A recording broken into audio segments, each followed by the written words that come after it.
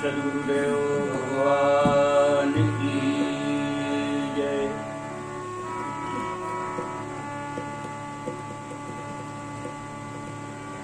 सीताराम सीताराम सीताराम जय सीताराम। सीताराम सीताराम सीताराम जय सीताराम। सीताराम सीताराम सीताराम जय सीताराम। सीताराम सीताराम सीताराम जय सीताराम। सीताराम सीताराम सीताराम जय सीताराम। सीताराम सीताराम सीताराम जय सीताराम। सीताराम सीताराम सीताराम जय सीताराम। सीताराम सीताराम सीताराम जय सीताराम। सीताराम सीताराम सीताराम जय सीताराम। सीताराम सीताराम सीताराम जय सीताराम। सीताराम सीताराम सीताराम जय सीताराम।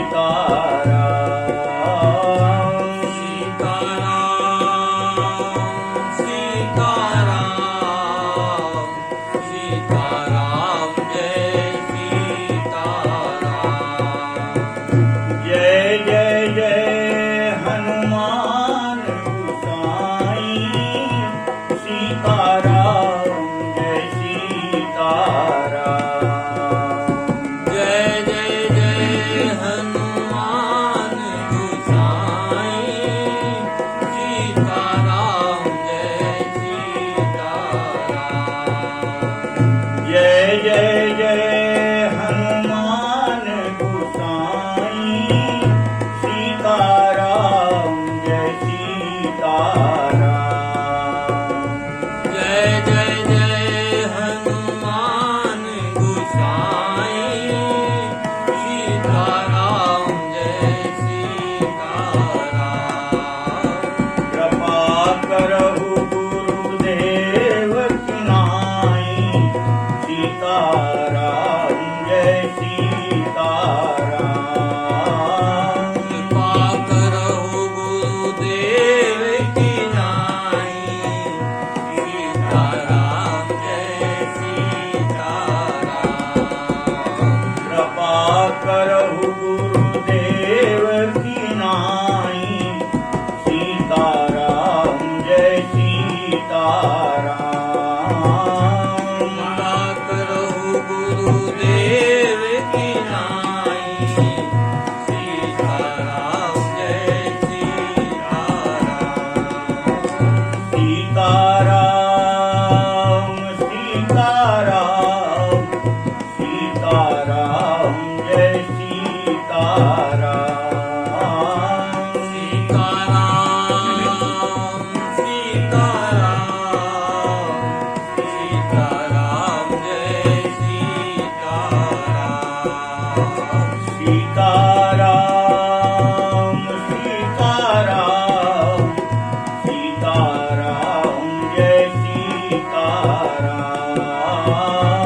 सीताराम सीताराम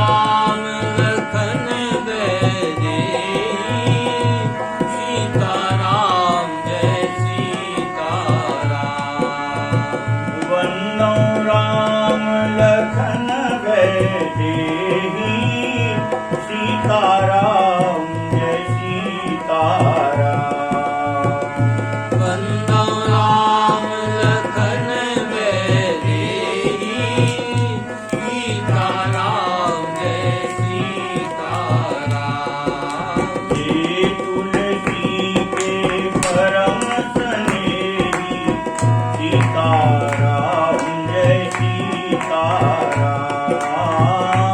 ये तुलसी के परम स्नेही सीताराम जय सीताराम। ये तुलसी के परम स्नेही सीताराम जय सीताराम। ये तुलसी के परम स्नेही सीताराम जय सीताराम। सीताराम सीताराम सीताराम जय सीताराम। सीताराम सीताराम सीताराम जय सीताराम। सीताराम सीताराम सीताराम जय सीताराम। सीताराम सीताराम सीताराम जय सीताराम। लाडली लाल की जय। श्री गणेशाय नमः। श्री सरस्वती नमः। श्री परम गुरु चरण कमलेभ्यो नमः। श्रीमते रामानुजाय नमः। गुरुर्ब्रह्मा गुरुर्विष्णु गुरुर्देव महेश्वरा। गुरु साक्षात् परब्रह्म तस्मै श्री गुरुवे नमः। अतुलित बलधामम् हेम शैलाभदेहम् धनुर्वन कृशानम् ज्ञानिनामग्रगण्यम् सकल गुण निधानम्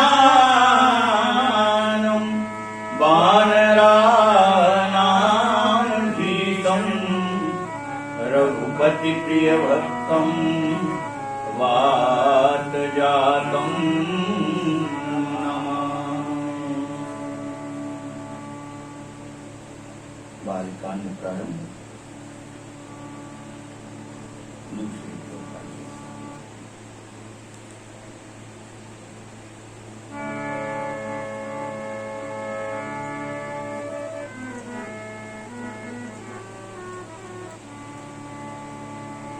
सुकृतिसं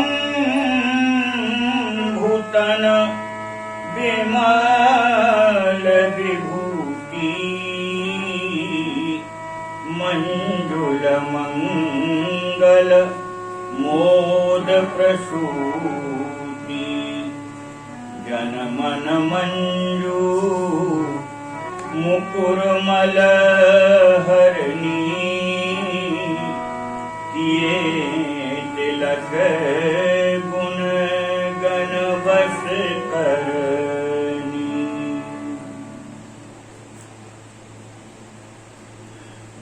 रामचरित्र लिखने के प्रारंभ में ही गोस्वामी जी महाराज ने वाणी की अधिष्ठात्री देवी सरस्वती जी, बुद्धि प्रदाता भगवान गणेश जी, विघ्न विनाशक भगवान गणेश जी,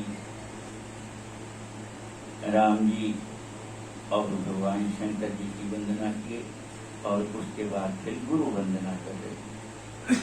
कल अपन श्रवण किए थे वंदो गुरु पद पद्म परागा सुरुचि सुवास सरस अनुरागा। गुरु महाराज के चरण रज की वंदना कर रहे। रज क्या है? बोले चरण कमल का पराग है, जैसे पुष्प का फूल का पराग होता है। तो ये चरण कमल स्वरूप है, इनका पराग क्या है? उन चरणों की रज ही पराग। और उस रज के प्रति जिनकी ऐसी श्रद्धा हो, कैसी श्रद्धा हो? रुचि सुंदर लगे, स्वादिष्ट लगे, सुगंधित लगे, अनुराग के रस से भरपूर हो, तो वह अमृतमयी चरण रज ही ऐसा चूर्ण है, ऐसा चूर्ण है, कह रहे ये भव सागर के रोग को ठीक कर देता है, यानी भव सागर से मुक्त कर देता है। जितने संसार के कष्ट हैं, सारे कष्टों को, सारे रोगों को नष्ट करने वाली ऐसी चरण रज है। और अब कह रहे हैं उस रज की महिमा कैसी है, कह रहे सुकृति संबुद्धन विमल विभूति। जैसे भगवान शंकर जी के अंग पर लगी हुई भस्मी, वह अत्यंत पवित्र है। यद्यपि वह मुर्दा की भस्म है ना, जो अत्यंत अशुद्ध माना गया, शमशान में जाने पर अशुद्धि हो जाती है, परंतु उस शमशान में जलने वाले मुर्दा, उनकी राख, उनकी भस्मी भगवान शंकर जी के हृदय पर जब पहुंचती है तो कह रहे कैसी रहती हो, कह रहे हैं मंजुल मंगल मोद प्रसूति। वह अत्यंत निर्मल पवित्र भस्मी सबका कल्याण करने वाली है, सबको आनंद देने वाली है। ऐसी भगवान शंकर जी के अंग की जो भस्मी है, वह सब प्रकार से कल्याणकारी है। तो एक बात तो यह है कि भगवान शंकर जी के अंग पर चाहे जिस मुर्दे की भस्मी नहीं चढ़ती है, एक बात ये ध्यान रखिए, ऐसा नहीं कि चाहे जिस मुर्दे की भस्म भगवान शंकर जी के शरीर पर धारण की जाए।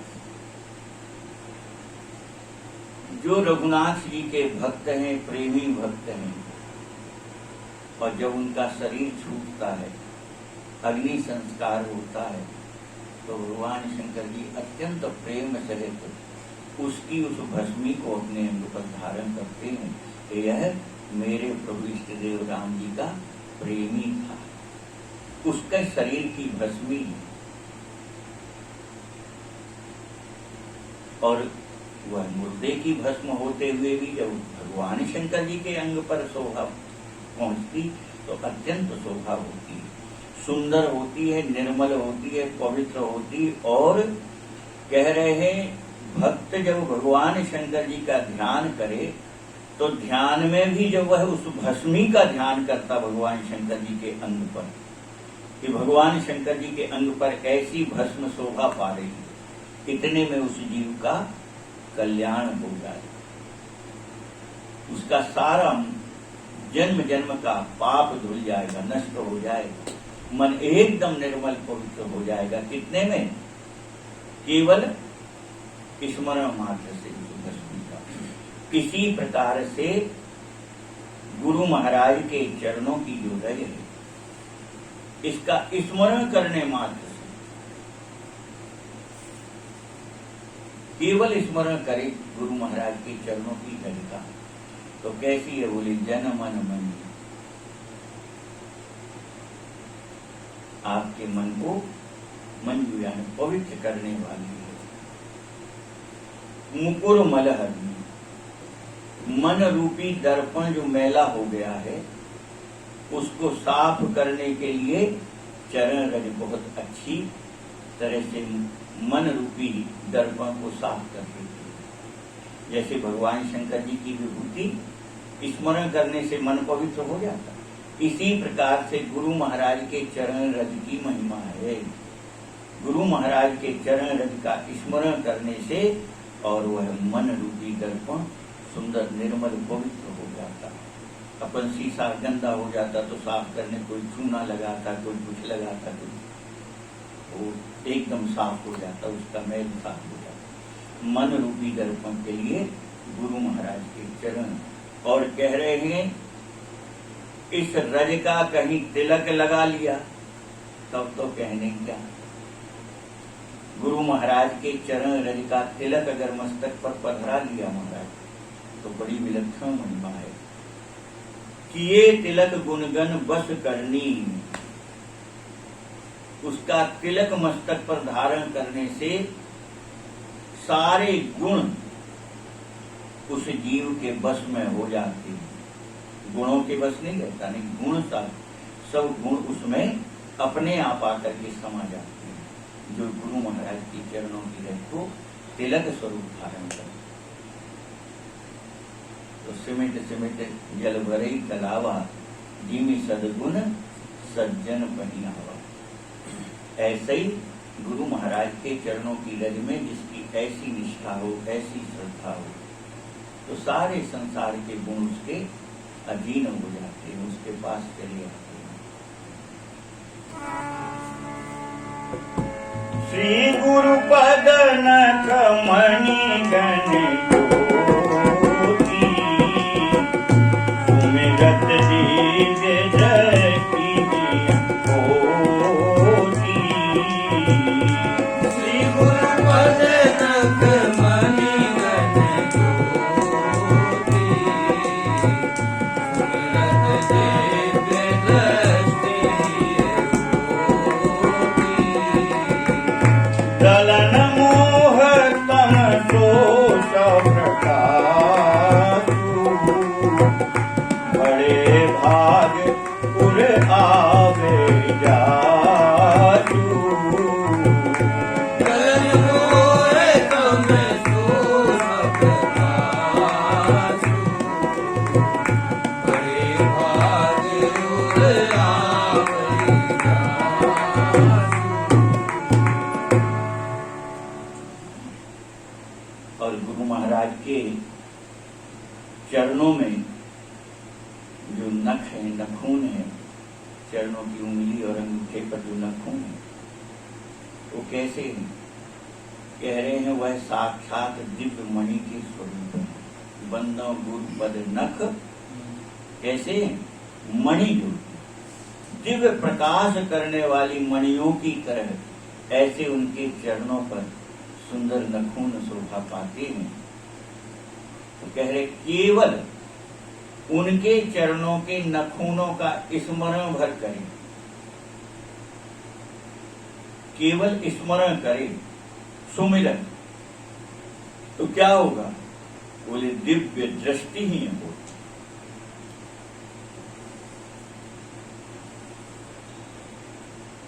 दो दृष्टि भगवान ने दी है, एक तो ये जो अपन बाहर संसार देख रहे हैं, एक भीतर की दृष्टि है। अपने बुंदेली में कहावत है, बोले हिये की फूटी है का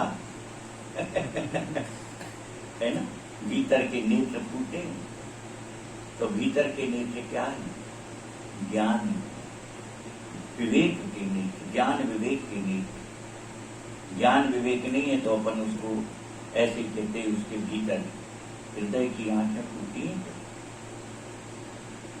तो सुमिरत दिव्य दृष्टि है वो। ये आंख का तो ऑपरेशन करा लेते, मोतियाबिंद हो गया, ये हो गया, वो हो गया, सारे इलाज होते, पर भीतर के नेत्रों का इलाज क्या है? हृदय के ज्ञान विवेक रूपी नेत्रों का इलाज क्या है? तो कह रहे केवल गुरु महाराज की चरणार बिंदों के नख का स्मरण करता रहेगी तो वह दिव्य ज्ञान, दिव्य विवेक की प्राप्ति हो जाए। कितने में? सुमिरन, स्मरण। पर कैसी अभागा है ये, गुरु को केवल हाड़ मास का पुतला समझता रहता ही,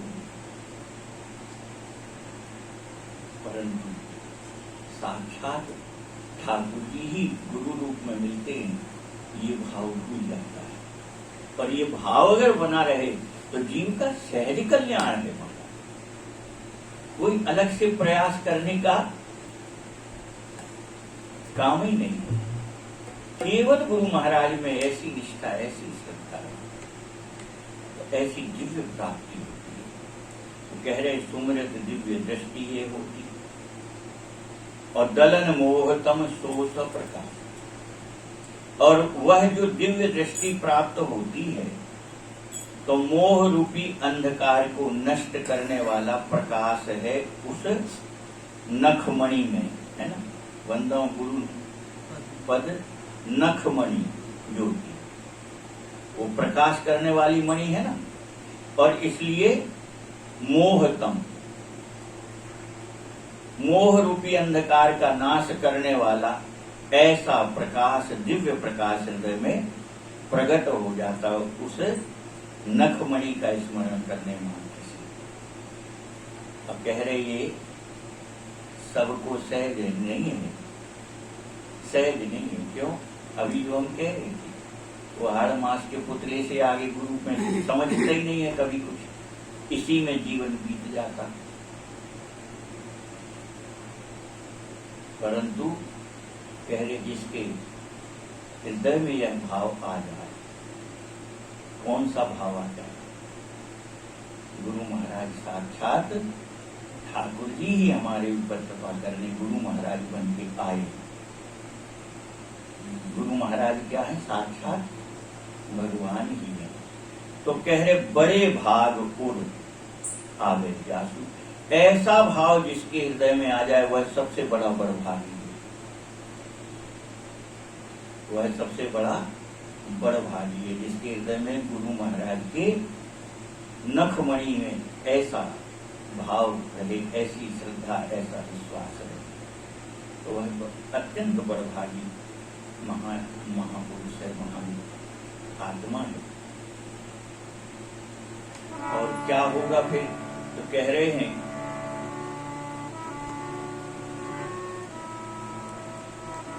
उगरही विमल विलोचन ही के मिटही दोष दुख भव रजनी के।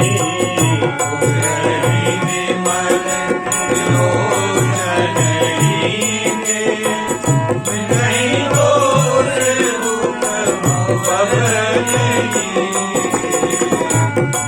नहीं राम चरित महिमानिक गुप्त प्रगट जन जोड़े खानिक। उगरही राम चरित महिमानिक गुप्त प्रगट जन जोड़े खानिक। उगरई विमल विलोचन ही के, गुरु महाराज के नखमणि का स्मरण करने से हृदय के नेत्र जिनके खुल गए, और जब नेत्र खुल गए तो संसार रूपी ये रात्रि का जो दोष है ना, संसार मोह माया का यह जो दोष है ये मिट जाता है।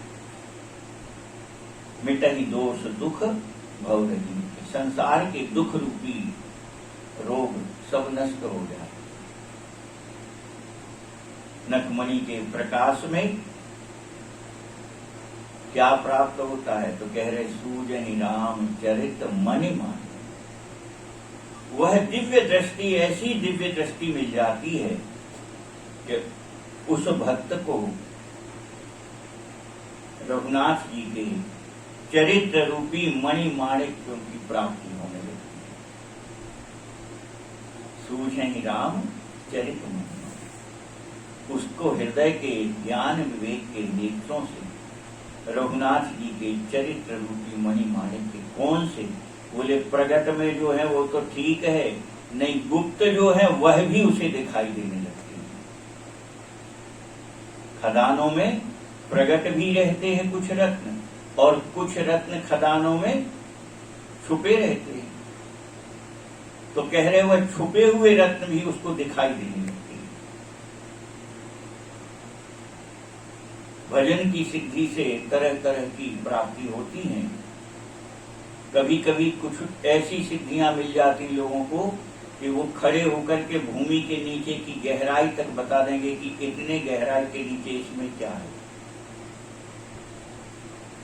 इतनी गहराई के नीचे इसमें ऐसा है, इसमें ये रत्न है, ये खनिज है या क्या है, वो भीतर तक का बता देंगे। काय से?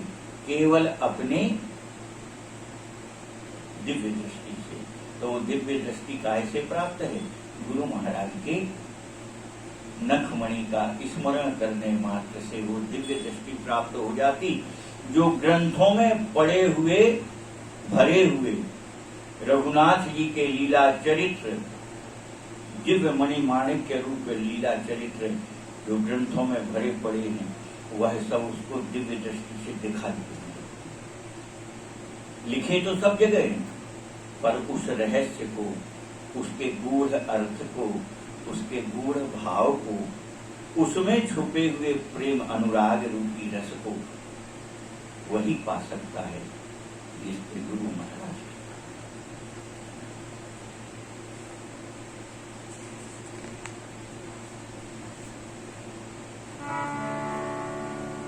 यथासु अंजन अंजिरग साधक सिद्ध सुजान, कौतुक देखत सैलवन भूतल भूरि निधान, लाडली लाल की। कह रहे यह रज रूपी गुरु महाराज के चरण रज रूपी अंजन आंख में लगा ली। अपन भौतिक काजल लगाते हैं, दीपक की लौ से बनता है, कालिक होती है, फिर उसको घी में मथ के और काजल बनता है। तो ये काजल लगाने से भी दृष्टि बाधित नहीं होती है। अब तरह तरह के वैज्ञानिकों ने नए नए वो निकाल दिए, बोले काजल नहीं लगाना चाहिए। आजकल बच्चों को ही नहीं लगाने देते डॉक्टर काजल। परंतु काजल से आंख की दृष्टि भी सुंदर होती है, आंख भी सुंदर होती है। जिस बच्चे की आंखें सुंदर ना हो, उसको काजल लगाने लगो, 6 महीने के बाद आप उसकी आंख देख लेना, अपने आप सुंदर हो जाती है। ऐसा काजल का प्रभाव होता है। तो कह रहे गुरु महाराज के चरण रज रूपी काजल को आंखों में लगाए। कौन सी आंखों में? इनमें नहीं, हृदय की आंखों में। यथा सुवंजन अंजी जग साधक सिद्ध सुजान। कौन लगाते हैं इसको? बड़े बड़े साधक गण इस काजल को लगा करके, रज रूपी काजल को लगाने पर सिद्ध हो जाते हैं, चतुर सुजान हो जाते हैं, सिद्ध हो जाते हैं। कितने सिद्ध हो जाते? तो जो अभी हम कह रहे थे वो इस दो आपने बोले, कौतुक देखत सैलवन भूतल भूरि निधान। उनको ऐसी दिव्य दृष्टि प्राप्त होती है कि वनों में, पर्वतों में और पृथ्वी के नीचे बहुत सी जो खदानें छुपी हुई हैं रत्नों की, तो सब दिखाई देंगे। तो भौतिक जगत की सिद्धियां प्राप्त करने पर तो भौतिक दृष्टि से उसको भूमि में पड़े हुए रत्न दिखाई देते, भौतिक सिद्धियों को। परंतु जो गुरु महाराज के चरण रूपी रज में ऐसी श्रद्धा रख करके भाव सहित अपने हृदय के नेत्रों में उसे काजल की तरह उपयोग करे भाव सहित, तो सिद्ध अवस्था में पहुंच जाता। कौन सी सिद्ध अवस्था में? ये कंकड़ पत्थर वाले रत्न नहीं दिखते फिर उसको, नहीं, उसको ग्रंथों में छुपे हुए रघुनाथ जी के दिव्य चरित्र दिखाई देने लगते।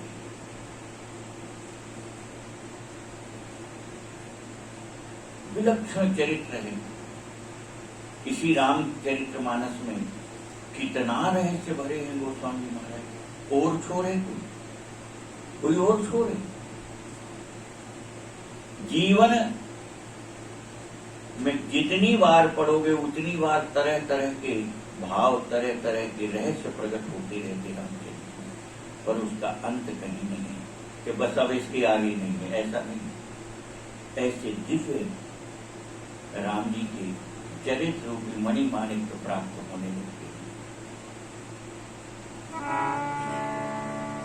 बंदों गुरुपद रज मृदु मंजुल अंजन नयन अमीय जगदोष विभंजन गुरुपद रज मृदु मंजुल अंजन नयन अमीय जगदोष विभंजन तेहि कर विमल विवेक विलोचन परनौ रामचरित भवमोचन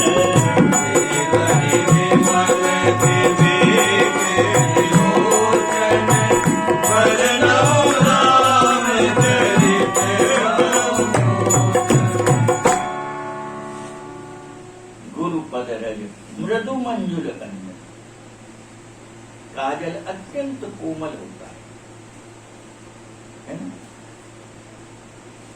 तो गुरु महाराज के चरण रज रूपी जो अत्यंत कोमल अत्यंत मधुर जो काजल है, वह हृदय के नेत्रों में जब लगाओ तो नेत्रों के सारे दोष जो रोग सब नष्ट हो जाते। अब भीतर के हृदय के नेत्रों के रोग दोष क्या है? हृदय के नेत्रों के रोग दोष क्या है? वे संसार में किसी के प्रति ईर्ष्या नहीं, किसी की निंदा नहीं, किसी से शत्रुता नहीं। ये सारे दोष है ना भीतर के, ये भीतर के हृदय के नेत्रों के दोष हैं। तो ये दोष नष्ट हो जाते और फिर क्या होता? बोले हर व्यक्ति में, हर जीव मात्र में केवल गुण ही गुण दिखाई देते। ये रोग दोष सब नष्ट हो जाए। किसी में ना ईर्ष्या रहेगी, ना किसी के प्रति दाह ईर्ष्या, ना बेईमानी, ना कुछ। केवल ठाकुर जी अपने इष्ट का स्वरूप देखने लगेगा। सीय राममय सब जग जानी। तो कह रहे गोस्वामी जी अपने अनुभव की बात लिख रहे हैं। कह रहे हैं तेहि कर विमल विवेक विलोचन।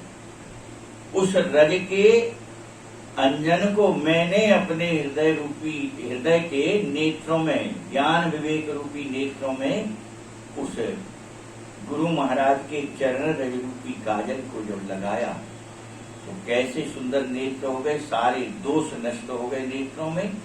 और दिव्य दृष्टि प्राप्त क्या हुई? बोले उसी दिव्य दृष्टि को प्राप्त करके, उसी दिव्य दृष्टि को प्राप्त करके वर्णौ रामचरित भव। अब मैं रघुनाथ जी की वह दिव्य लीला कथा का वर्णन कर रहा हूं, जो संसार के जीवों को इस भव सागर के कष्टों से छुड़ाने वाला है, इस भव सागर से मुक्ति देने वाला है। ऐसा रघुनाथ जी का चरित्र अब मैं लिख रहा हूं। तो कैसे लिख रहा हूं? क्योंकि गुरु महाराज की चरणों की काजल को लगाने से दिव्य दृष्टि प्राप्त हुई। उस दिव्य दृष्टि में हमको अब रामचरितमानस दिखाई दे रहा है और मैं अब उसको भाषाबद्ध कर रहा हूं। और प्रारंभ ही गुरु महाराज के चरणों की महिमा गोस्वामी कह रहे, बंदो गुरुपद कंज कृपा सिंधु नर रूप हरि। गुरु महाराज के रूप में साक्षात हमारे प्रभु रमन ही हैं और उनकी ही चरण रज की कृपा से, गुरु महाराज की चरण रज कृपा यानी हमारे ठाकुर जी की चरण रज। तो ठाकुर जी में और गुरु महाराज में कोई भेद नहीं, एक ही। कहियत भिन्न न भिन्न, कहने को गुरु महाराज राम जी भिन्न लगे पर भिन्न नहीं। और इसलिए उनके ऐसे दिव्य चरण रज की कृपा से अब वह दिव्य रामचरित्र मानस हमको दिखाई देने लगा। तो अब हम उसका वर्णन करेंगे।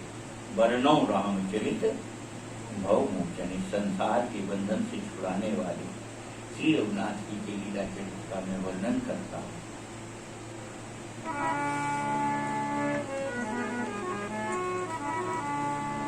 वंदो प्रथम महीसुर चरना वंदो प्रथम महीसुर चरना मोह जनित संशय सब हरना मोह जनित संशय सब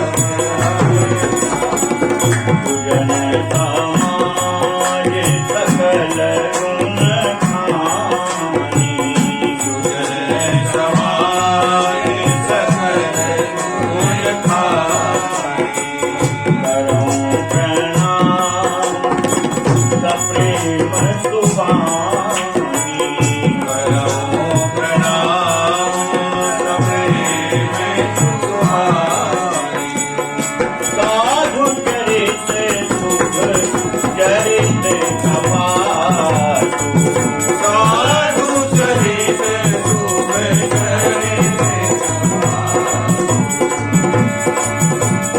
निरत निर्जल गुणमय फलदार निरत निर्जल गुणमय निरत निर्जल गुणमय फलदार निरत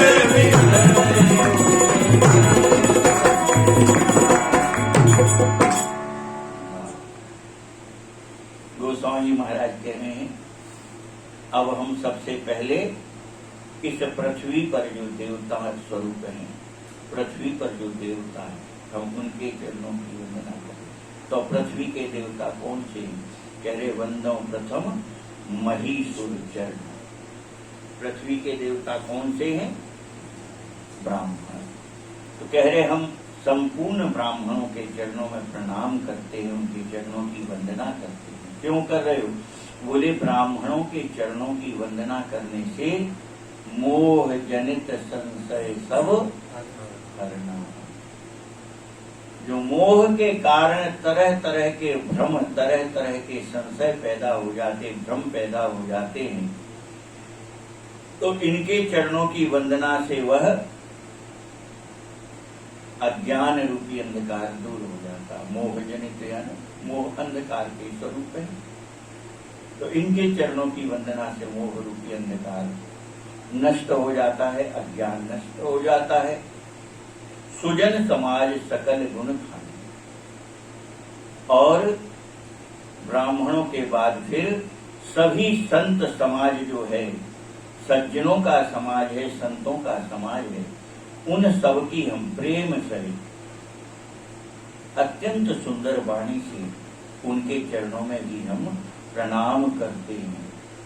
तो संतों के, साधुओं के चरणों में भी प्रणाम कर रहे हैं गोस्वामी। कह रहे हैं साधु चरित शुभ चरित कपासु। इन संतों का चरित्र कैसा है?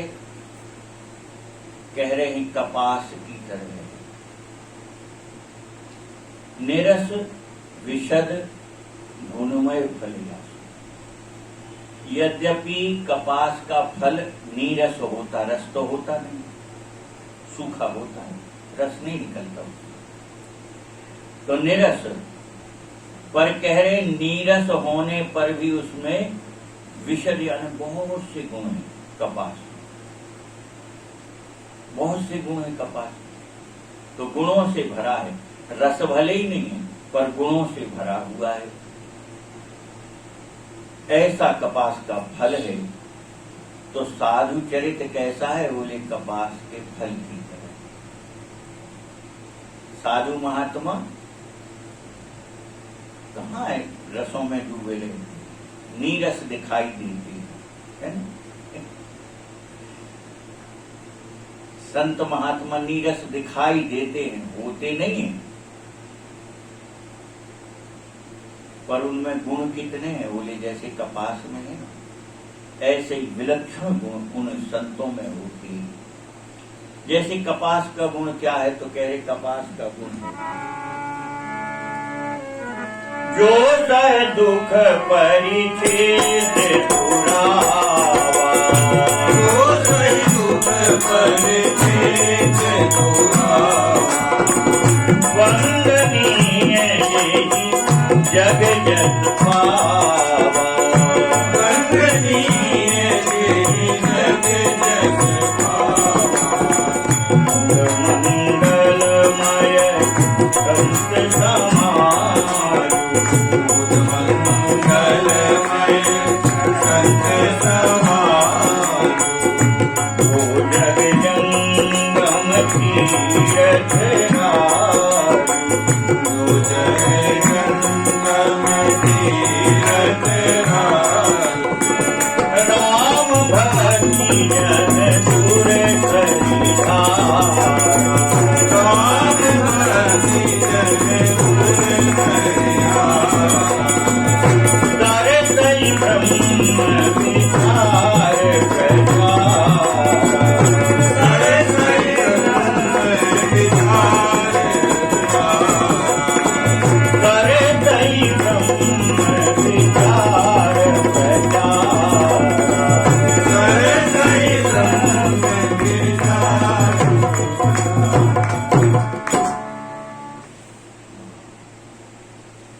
कह रहे उस कपास में कैसे दिव्य गुण हैं? तो जो सह दुख परिक्षित दुरान। कपास जो है उससे जब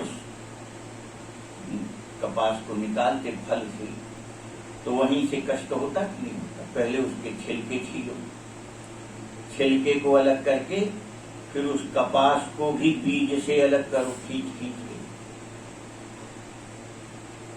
तो छिलका भी छीलना है, फिर उसको बीज से भी खींच खींच करके निकालो और फिर उसका धागा बनता है।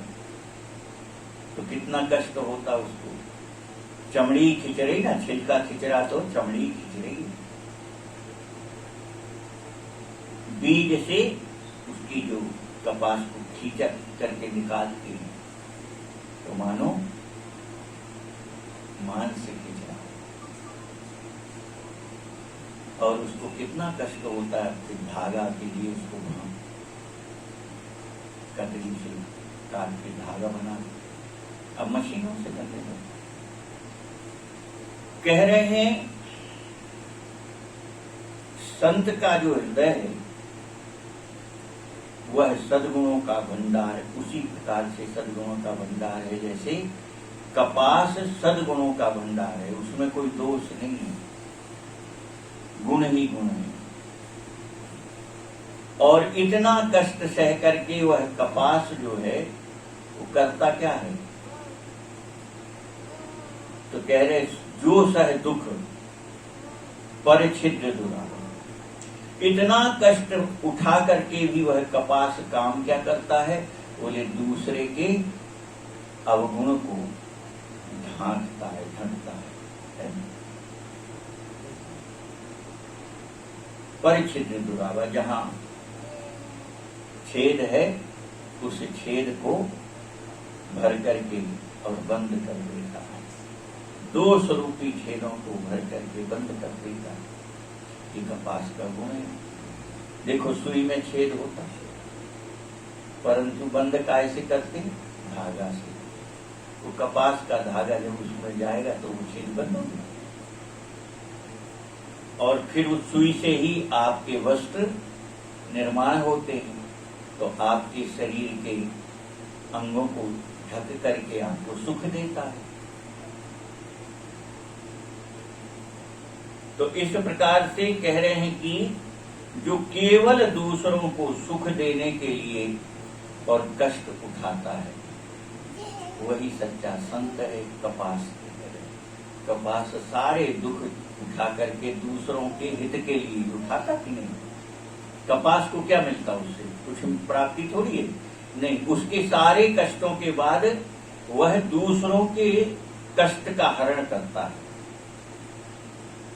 ठंड में आपको जब ठंड लगती है तो सबसे बढ़िया सूती कपड़ा होता है जो गर्माता है। गर्मी में जब आपको गर्मी लगती है तो मोटा कपड़ा नहीं पहन सकते, तो बारीक सूत का कपड़ा ठंडक देता है। वही कपास वही है, पर इसकी प्रकृति कैसी है? बोले जब ठंड में पहनो तो गर्माता है, और गर्मी में पहने तो भी ठंडा था। तो सब प्रकार से केवल दूसरे को सुख देता है। और भगवान के प्यारे संत भगवान भी पृथ्वी पर आते ही काय तो केवल जीवों को सुखी करने के लिए, जीवों को सब प्रकार से इस कष्टों से छुड़ा करके रघुनाथ जी के चरणों में लगाते हैं, जहां सब प्रकार का सुख है। सुखी मीन जिमि नीर अगाधा, जिमि हरि शरण ना एको बाधा। तो संत भगवान का काम ही है, खुद कष्ट उठा करके जीवों को भगवत प्राप्ति कराना। इसी के लिए पृथ्वी पर आकर के कष्ट सहते रहते हैं। उनका अपना कष्ट कुछ नहीं है, जीवों को कष्ट ना हो, दुखी देखकर जीवों को, और संत भगवान उनको ठाकुर जी के चरणों में लगा करके सब प्रकार से सुखी करते थे। और इसीलिए कपास भी वंदनीय है, और इस पृथ्वी पर संत भगवान ही वंदनीय है, भगवान की तरह ही वंदनीय है। मुद मंगलमय संत समाजु, जो जग जंगम तीरथ राजू। संत भगवान, पहले संतों की जमात चलती थी, समाज इकट्ठे रहते थे संत भगवान, है ना? तो जो संतों की जमात है वो क्या है, कह रहे हैं अत्यंत आनंद देने वाले और कल्याणमय हैं। कैसे? बोले तीर्थराज प्रयाग की तरह। संतों का समाज कैसा है? बोले तीर्थराज प्रयाग की तरह। सब प्रकार का आनंद देने वाला है और सब प्रकार का कल्याण करने वाला है। तीर्थराज प्रयाग जो हैं वह सबको सुख देने वाले हैं और मुक्ति देने वाले, कल्याण करने वाले और सुख देने, आनंद देने वाले। तो कह रहे जो जग जंगम तीरथ राज। एक तो भौतिक प्रयागराज है, जहां अपन जाकर के गंगा मैया, यमुना जी और सरस्वती के संगम पर जाके दर्शन करते हैं, स्नान करते हैं, पुण्य लाभ करते हैं। तो वह तो भौतिक तीर्थराज प्रयाग है। जो स्थिर है, अचल है, चलता फिरता तो नहीं। अब हमें आपको ही वहां जाना पड़ेगा तो ही प्राप्त होगा। पर कह रहे ये संत समाज रूपी तीर्थराज प्रयाग कैसा है? बोले चलता फिरता तीर्थराज प्रयाग। वह स्थूल है, स्थिर है, हमें आपको वहां जाना पड़ता है। पर संतों का समाज रूपी तीर्थराज प्रयाग कैसा है? बोलिए जा करके और जीवों का कल्याण कर देता है। ये खुद जाकर के जीवों का कल्याण करता है, जीव को उसके पास नहीं आना पड़ता। नहीं, संत समाज ही जीवों के बीच में आकर के जीवों का कल्याण करता है।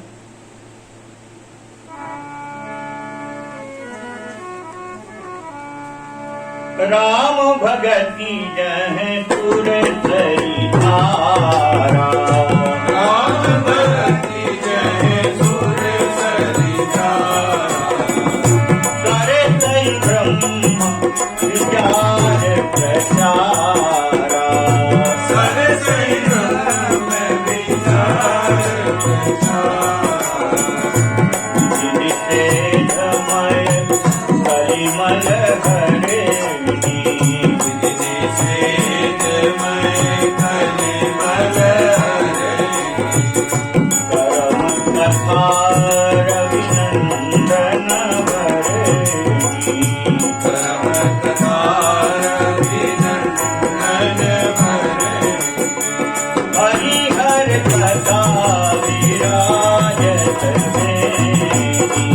हरि हरि करता विराजते।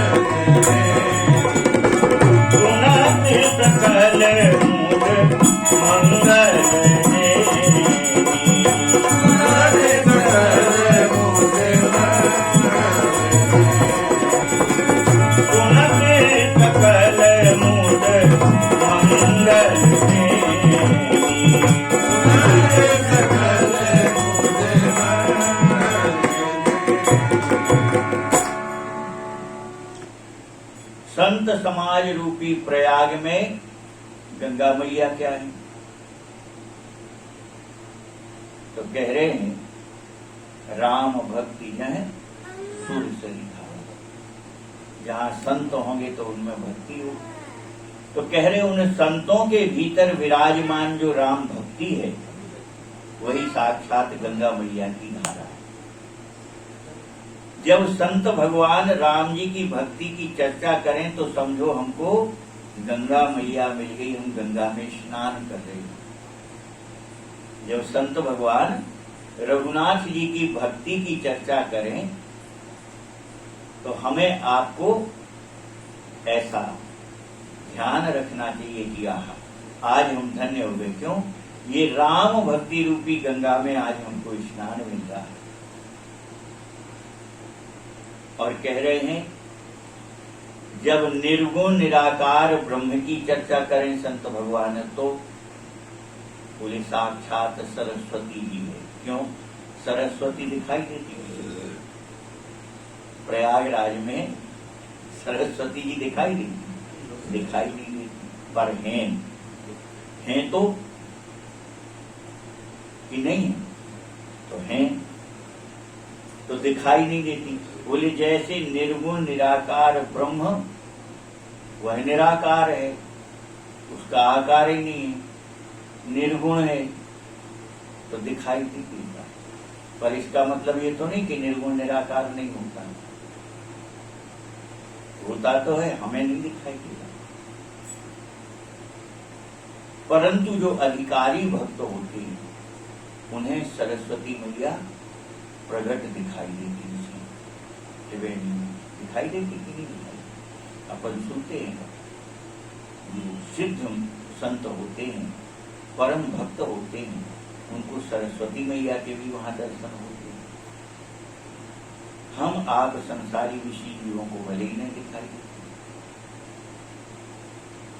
तो निर्गुण निराकार ब्रह्म की जब कथा संत भगवान की समाज में हो तो समझ लेना कि सरस्वती मैया का आज हमको दर्शन हो रहा है। आज हम सरस्वती मैया में स्नान कर रहे हैं और कह रहे विधि निषेध में कलिमल हरमल, ये करो ये ना करो, विधि और निषेध। विधि यानी ये करो, निषेध ये ना करो। तो विधि निषेध में कलिमल हरमल, क्या करो क्या ना करो, तो ये कर्म से संबंधित है ना।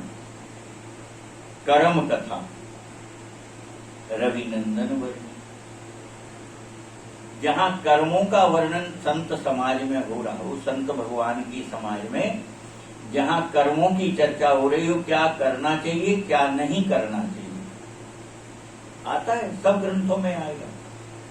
सभी संत भगवान जब आपको उपदेश करेंगे, कथा सुनाएंगे तो वो कहेंगे झूठ नहीं बोलना चाहिए, सच बोलना चाहिए, बेईमानी नहीं करनी चाहिए, ईमानदारी रखनी चाहिए, डाह ईर्षा नहीं करनी चाहिए, प्रेम करना चाहिए सब में। तो इस प्रकार से क्या करना क्या नहीं करना, कुसंग से दूर रहना चाहिए, सत्संग में जुड़ना चाहिए, सत्संग में बैठना चाहिए।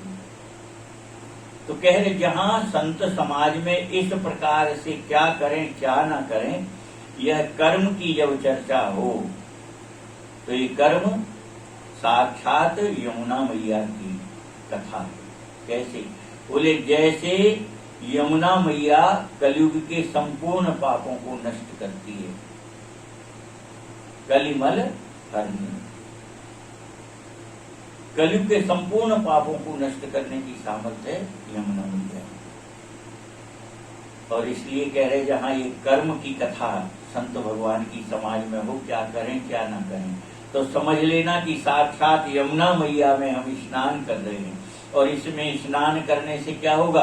बोले कलयुग के सारे पाप नष्ट हो जाएंगे। क्यों? जब कर्म की बात आएगी तो ये करना है, और जब उसी को करोगे जो करना है, जो नहीं करना उसे नहीं करोगे, तो फिर कलयुग के पाप से आप मुक्त हो जाओगे। तो ये सब क्या है? बोले यही यमुना मैया है।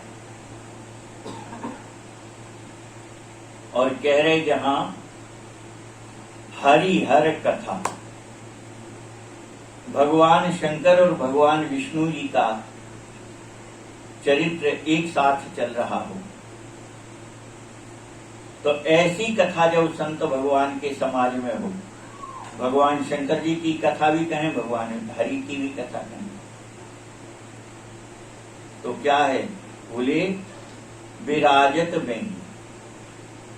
अब देखो, गंगा, सरस्वती और यमुना जी का वर्णन आपने सुना, और जब अपन त्रिवेणी में जाते तो दिखते तो केवल दो ही है ना? तो कह रहे उस त्रिवेणी में दो दिखने वाले कौन है? बोले एक भगवान शंकर जी, एक भगवान हरि। क्यों? बोले गंगा का रंग शुभ्र है, गौरवर्ण है गंगा मैया, और यमुना मैया श्याम वर्ण है। भगवान शंकर जी गौरवर्ण है, भगवान हरि श्याम वर्ण है। तो जब त्रिवेणी की चर्चा होती है तो दो ही धाराएं दिखती हैं। तो कह रहे जब भगवान शंकर जी की और भगवान हरि की कथा एक साथ चल रही हो तो समझो हमको त्रिवेणी में हम स्नान कर रहे हैं। क्यों? उसमें गुप्त जो निर्गुण निराकार ब्रह्म है वह भी समाहित है ना उनमें। इनके बाहर कहाँ जाएंगे भगवान शंकर जी, भगवान विष्णु? निर्गुण निराकार ब्रह्म तो सब में समाया है। तो कह रहे वो है निर्गुण निराकार ब्रह्म सरस्वती स्वरूप दिखाई नहीं देता, परंतु प्रगट में क्या दिखाई देता है? बोले भगवान शंकर जी और भगवान हरि। तो सुनत सकल मुद मंगल देनी, भगवान शंकर जी की और हरि की कथा जब एक उसमें चल रही हो तो समझ लेना कि आज त्रिवेणी में स्नान मिल गए। तो भगवान शंकर जी की हरि की कथा तो आप रामचरित्र में सुनते हैं, कई जगह प्रसंग आए कि नहीं आए। जैसे भगवान शंकर जी सती माता का शरीर छूट गया, अकेले बैठे, पार्वती जी के रूप में अवतार हुआ। पार्वती जी ने घोर तपस्या की, पर भगवान शंकर जी के हृदय में विवाह की कामना नहीं रह गई। कामदेव गया तो उसको नष्ट कर दिया, और विवाह की भी कामना नहीं है। तब रघुनाथ जी ने प्रकट होकर के उनको आज्ञा दी कि नहीं, राम जी ने प्रकट होकर वह जो भगवान शंकर जी का और भगवान हरि का संवाद है वही त्रिवेणी है। दूसरी जगह भगवान शंकर जी का भगवान हरि का संवाद, बोले जब विवाह हुआ शंकर जी का पार्वती जी से तो बारात की तैयारी कर रहे थे, तब भगवान विष्णु जी गरुड़ जी पर आए, वहां की कथा को श्रवण किए। तो भगवान शंकर जी और भगवान विष्णु में जो हास्य संवाद हुआ तो वह क्या है? त्रिवेणी मैया का स्वरूप ही है। तो कह रहे ऐसे प्रसंग आए तो समझो आज तो त्रिवेणी मैया में स्नान करने मिल गया हमें। तो ये सावधानी है सत्संग में और साधकों के लिए। साधक इतना सावधान रहे कि जब ये कथाएं निकलें तो इस भाव में डूबे, आज तो त्रिवेणी मैया में स्नान हो गया, अरे आज तो गंगा जी में स्नान हो गया, आज तो यमुना जी में स्नान हो गया, ओहो आज तो दिव्य सरस्वती मैया के दर्शन हो गए, आज सरस्वती मैया में भी स्नान हो गया। तो इन कथाओं को इस भाव से श्रवण करें तो सहज में जीव का कल्याण है। क्या करना फिर?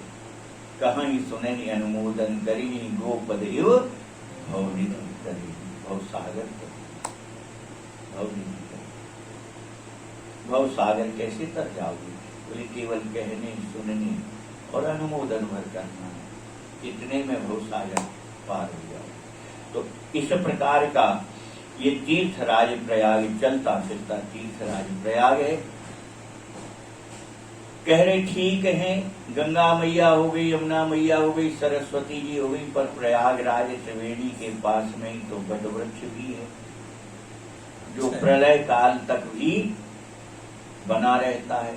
और उसी पर प्रलय काल में अंगूठा को चूसते हुए ठाकुर जी के उस बट वृक्ष पर दर्शन होते हैं। इनको ऋषि का नाम क्या है?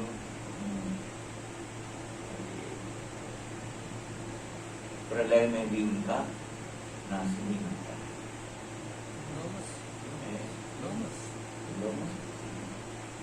हमको ज्ञान विस्मरण हो गया। तो वह प्रलय काल में उस जल में डूबते नहीं, उस प्रलय काल के जल में उस वट वृक्ष को देखते हैं तो वहां ठाकुर जी का अपने अंगूठा चूसते हुए दर्शन होता है। उस दर्शन के सहारे वह बने रहते हैं प्रलय काल में।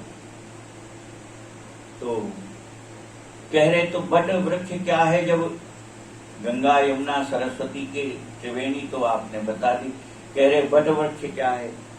गोस्वामी महाराज कह रहे हैं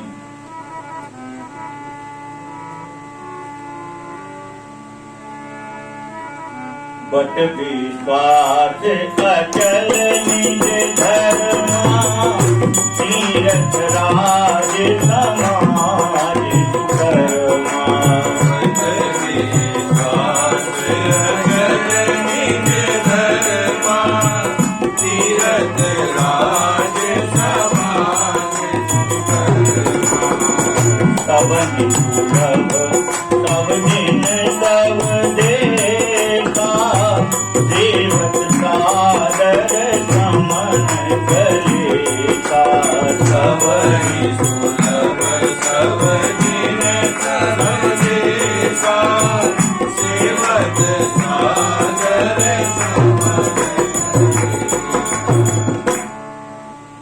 बट विश्वास अचल निज धर्म।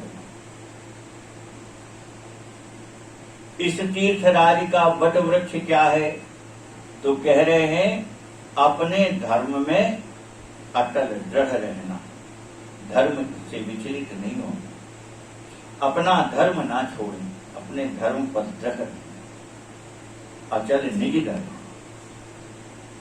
वही बट वृक्ष है इस तीर्थराज प्रयाग का। और विश्वास भी होना चाहिए, तभी तो अटल होगा, अचल होगा धर्म, जब उस पर भरोसा होगा। तो संत समाज रूपी इस तीर्थराज प्रयाग में विश्वास रूपी दृढ़ता हो और धर्म भी अचल हो, यानी दृढ़ धर्म। धर्म विशाल बट वृक्ष की तरह है और बट वृक्ष जैसे प्रलय में भी नष्ट नहीं होता, ऐसा दृढ़ विश्वास होना चाहिए अपने धर्म पर। इस प्रकार से तीर्थराज प्रयाग का यह बट वृक्ष है। अच्छा, बोले ठीक है, तीर्थराज प्रयाग में बट वृक्ष तो मिल गया, परंतु अब राजा है, तीर्थों के राजा है, तो फिर इन तीर्थराज प्रयाग का समाज क्या है, परिकर क्या है? सेवक भी तो होंगे, मंत्री भी तो होंगे। तो कह रहे हैं तीर्थराज समाज सुकर्मा, शुभ कर्म करना ही इन तीर्थराज प्रयाग का परिकर है। शुभ कर्म करना, अशुभ कर्म नहीं करना है, पुण्य कर्म। हाँ, पुण्य कर्म, धर्म से जुड़े हुए, पुण्य से जुड़े हुए कर्म करना, यही कर्म तीर्थराज प्रयाग का परिकर है। सेवक हैं, मंत्रीगण हैं, सेवत साध है, सब ही सुलभ, सब दिन सब दिशा। बोले मिलेंगे कहाँ? तो कह रहे ऐसा कोई देश नहीं है पृथ्वी पर जहां संत समाज रूपी तीर्थराज प्रयाग न मिल जाए। तो सब देशों में मिलेंगे। अच्छा, कोई समय निश्चित है? कह रहे नहीं, सब दिन रोज रोज मिलेंगी। तो बोले दिन में भी कोई समय निश्चित? बोले नहीं, अत्यंत सुलभ है। क्या? बोले चाहे जब 24 घंटे पट खुले। हनुमानगढ़ी है, अयोध्या जी के पट कभी बंद नहीं होते। अपने बड़े महाराज जी वर्तमान जी महाराज के बोले हनुमानगढ़ी के कभी पट बंद नहीं होते 24 घंटे। तो ऐसे ही संत समाज रूपी तीर्थराज प्रयाग जो है, ये कभी विश्राम नहीं करता कि अब सो गए, नहीं। पूरे समय 24 घंटे दिन रात, और जहां चाहो वहां। तो अपने ही देश नहीं कह रहे, नहीं, अन्य देशों तक में ऐसा कोई देश नहीं है जहां संत समाज रूपी तीर्थराज प्रयाग न पहुंच जाए। और सबई सुलभ है सेवत सादर समन करे। ये संत समाज रूपी तीर्थराज जो हैं, इनका सेवन करने से, सेवन करना क्या है? संतों का साथ, सत्संग ही उसका तीर्थराज प्रयाग का सेवन करना। संतों का साथ करो, सत्संग करो, यही तो तीर्थराज प्रयाग का सेवन करना है। तो इसका सेवन करने से, यानी इसका साथ करने से, सत्संग का और संत समाज का, तो समन कलेसा, सारे दुख, संसार में जितने प्रकार के क्लेश हैं, दुख हैं, आपत्ति विपत्ति सब नष्ट हो जाती। कोई आपत्ति विपत्ति, कोई दुख क्लेश रह ही नहीं सकता। ऐसी इसकी महिमा है।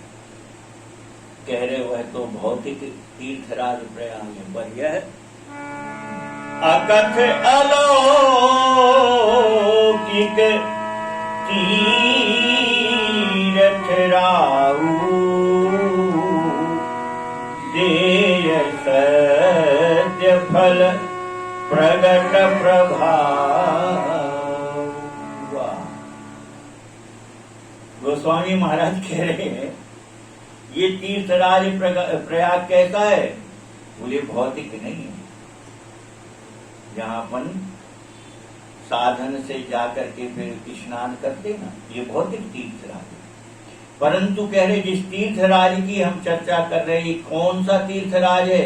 बोले इस लोक का नहीं, अलौकिक। अलौकिक तीर्थराज कैसे हो गया?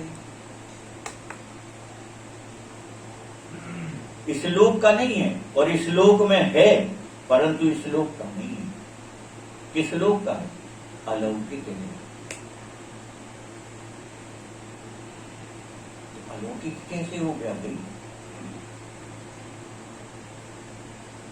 तो सिद्धांतों पर ध्यान देंगे तो आपको समझ में आएगा। गोस्वामी जी महाराज विनय पत्रिका में एक पद में कहे, संत भगवंत निरंतर अंतर नहीं। निरंतर, कभी भगवान में और संत में अंतर नहीं।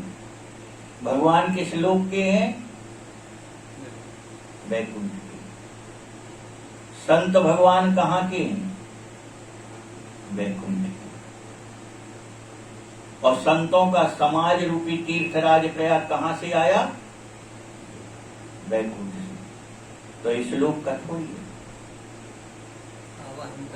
आवाहन करना पड़ता है। तीर्थ करते ना अपन, पंडित जी जब पूजन कराते हैं तो तीर्थराज प्रयाग का आह्वान कराते हैं, गंगा मैया का आह्वान कराते हैं, यमुना मैया का आह्वान करते हैं, सरस्वती मैया का, सबका आह्वान करते हैं। तो ये अलौकिक तीर्थराज कैसा है? वो केवल आपकी चाहत पर प्रकट हो जाए। गोस्वामी महाराज कह रहे अकथ है, कहां तक कहूं, कहते नहीं बन रहा। अकथनीय, ऐसा अलौकिक है। क्यों अकथनीय क्यों है? कह रहे इस लोक का हो तो कहें, वह तो हम आपकी हमारी आपकी समझ में आ जाए, इसलिए हम इसको इतनी वाणी में बांध रहे, पर इतना ही नहीं है इसकी महिमा, ऐसा ही नहीं है, इतना नहीं, अलौकिक है, तो इसलिए कथनीय भी है। ऐसा दिव्य तीर्थराज प्रयाग है। बोले देखो ये भौतिक तीर्थराज प्रयाग और अलौकिक तीर्थराज प्रयाग में अंतर क्या है? बोले बहुत बड़ा अंतर है। बोले देय सत्य फल प्रगट प्रभाव। ये संत समाज रूपी तीर्थराज प्रयाग जो है ये तत्काल फल देता है। देता कि नहीं देता? कितने ही संकट में हो, कितने ही दुखी हो आप, संत भगवान के चरणों में बैठ जाओ, तो केवल आपके पहुंचने भर की देर है, और संत भगवान की दृष्टि आप पे या आपकी संत भगवान पर जैसे ही दृष्टि पड़ेगी, सारा दुख भूल जाओ। और उनके चरण सन्निधि में बैठने पर तो आपका जो दुख है उसका तो पता ही नहीं लगेगा, आपको आनंद की अनुभूति हो। तो देय सद्य फल प्रगट प्रभाव। बोले ना हो तो आप अजमा के देख लो, इसका प्रभाव तो प्रगट में है। तो उस तीर्थराज प्रयाग और इस तीर्थराज प्रयाग में कितना अंतर है? बोले इस तीर्थराज में पहुंचते ही आप आनंद में डूब गए कि नहीं डूब गए? अच्छा, आपको वहां जाना उसको नहीं, बोले वही तीर्थराज प्रयाग आपके यहां आ गया, आपके यहां आ गया वो तीर्थराज प्रयाग संत समाज, तो आपको घर बैठे सुख मिल गया, आनंद मिल गया कि नहीं मिल गया?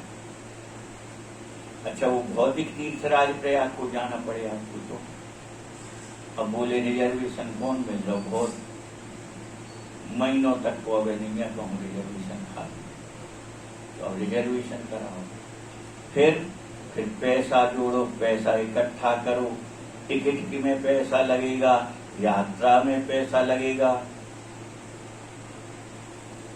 समय लगेगा, 2-4 दिन का समय हो तो जाओ, ट्रेन में धक्के मुक्के खाते हुए पहुंचो, और वहां जाकर के फिर पैसा खर्च करो, तब जाकर के संगम पहुंचोगे, त्रिवेणी पहुंचोगे, फिर स्नान करो, स्नान करके बाहर निकलते तो आपको ऐसा लगता कि नहीं अब हमने तो त्रिवेणी में स्नान कर लिया तो हम आनंद है, क्या लगता?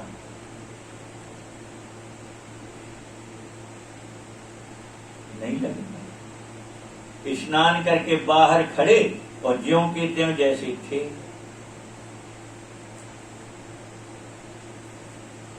तो ये भौतिक तीर्थराज प्रयाग आपको फल देगा। बोले कब? बोले जब मरो। फल कब देगा? जब मरो। अच्छा, इसकी भी कोई वैधानिक वैधता भी नहीं है। क्यों? आपको लिखा पढ़ी करके भी नहीं देते हुए कि स्टाम्प पे लिख दें कि नहीं तुमने स्नान करी अब तुम मुक्त हो गए, एक आध पटो लिख के दे देंगे। तो जी तीर्थराज प्रयाग महाराज लिख के भी नहीं देते आएंगे कि तुमने स्नान करी तो तुम अब मुक्त हो जाओगे। तो बोले यह जो तीर्थराज प्रयाग है संत समाज, ये तो तत्काल फल देता ना, दे सद्य फल। तो बोले ना हो तो आप अजमा के देख लो, प्रगट प्रभाव। बोले फिर क्या दिक्कत है आपको? आप अजमा के देख लो, अगर प्रगट में आपको प्रभाव ना दिखाई दे तब कहना।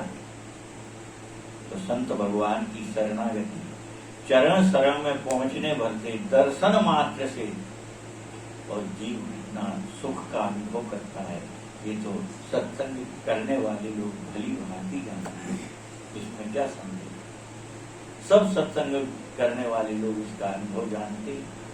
संत भगवान मिलते हैं कैसा आनंद होता है, जैसे कोई त्योहार उत्सव हो गया। और संत भगवान के विदा होते ही ऐसे लगते हैं जैसे घर से बेटी की विदा हो गई। एक क्षण में ये अनुभव अपन करते हैं कि नहीं, संत भगवान आते तो उत्सव हो जाता है। और संत भगवान जब जाते हैं तो ऐसा लगता है जैसे बेटी की विदा हो गई।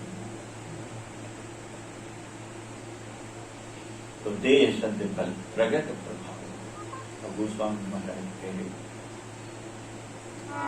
सुनि समुझई जन मुदित मन, मज्जहि अति अनुराग, लहहि चार फल असत तन, साधु समाज प्रयाग, लाडली लाल की जय। समझ गया कथा को नहीं, आगे की कथा कल श्रवण